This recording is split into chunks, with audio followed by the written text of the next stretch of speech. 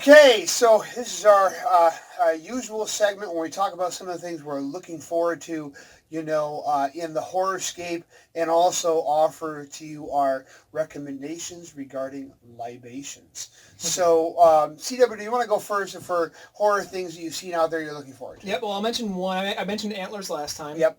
That's definitely still my number one on my radar. Looking forward to Quiet Place 2, which is coming up soon. Right. But you had mentioned one beforehand. It's Candyman. I had also seen the trailer for Yeah, that. I'm definitely looking for the new Candyman. That looks yeah. fantastic. Yep, that looks yep. very good. So put that one on your radar. If you haven't seen it yet, go watch the trailer for Candyman. Yeah, absolutely. And Tom, you have anything? Just ones we had before, the New Mutants I was really looking forward to, and yes, the Candyman reboot. We're going to have to see how that works. Yeah. Because you're always worried a good classic might get changed. Well, and from what I understand, watching the trailer, I don't know if it's one of those reboot slashes, like reboot slash sequel. Like, I don't think they want us to think it's a straight reboot. I think they want us to think it's a reimagining. Yeah, reimagining. Yeah, reimagining. So obviously, all those ones I'm looking forward to. I have to also. This is not necessarily totally horror, but I was just thinking the other day how much I really enjoyed the teaser trailer for Ghostbusters Afterlife.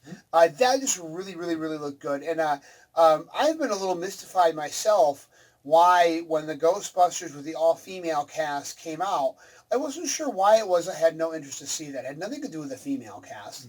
But I realized, rewatching the Afterlife trailer this week, what it was. The tone of Afterlife is magical, it's mysterious, it's eerie, it looks like it has that potential for humor, but it feels supernatural. It just has an aura to it. A sense of wonder. Yes, wonder. That's a perfect word. Whereas the Ghostbusters with the all-female cast felt like it was just a comedy movie. And I know that hindsight... Bridesmaids with proton packs. Yeah. I know hindsight's 2020 when we put on our rose-colored nostalgia glasses. But what I remember of Ghostbusters was moments of humor in the middle of an exciting adventure, spooky story. So I'm definitely looking forward to the Ghostbusters Afterlife. I would like to say I saw a preview here recently on Netflix called I'm So Not Okay With This. And that looks, I'm going to totally muff on their names right now, but it has the girl who played Beverly from It. It has the boy... Sophia Lillis, I think it is. And it has the boy who played Stanley from It. And it looks really good. It looks like a lower level version of Stranger Things. A little more serious, Yep. a little more drama. Yep. And I would put this one on everyone's radar only because I'm halfway through it. If you have not caught Evil yet on CBS, it's really, really, really great show. I can't remember the guy's name, the guy who played Luke Cage. It's a really, really good show that is really kind of messing with your perceptions of horror. Human horror and supernatural horror. So that's a really, really great show. And Kevin, if I may add also, going back to when we discussed both Ghostbusters and Candyman, that they are classics, and we discussed how the original Candyman was talking about the horror of the projects, the ghetto. Yeah. Carabineri Projects, an actual project in Chicago. As I understand, a lot of it shot on location, so those were the actual people's homes, and then to add in, it is an actual urban legend. And we'll have to see how it works out, because I remember going back to the original Candyman, Right. One thing that disturbed me the most when the young boy told the story of a mentally developed young boy who went into that public restroom and ended up castrated. That really scared me. And back to the original Ghostbusters, sorry. It's good. I'm sorry, this is my nostalgia. How many times have I interrupted exactly. you? Go ahead. I saw it when it first came out. I fell in love with it. And I loved the story, the premise, the humor. And then I saw some of the humor getting older that was a little bit on the disturbing side, such as Walter Peck, the EP agent, probably was right the whole time. And one question, maybe we'll answer it. Why did Dr. Venkman have Thorazine with him on his date with Dana?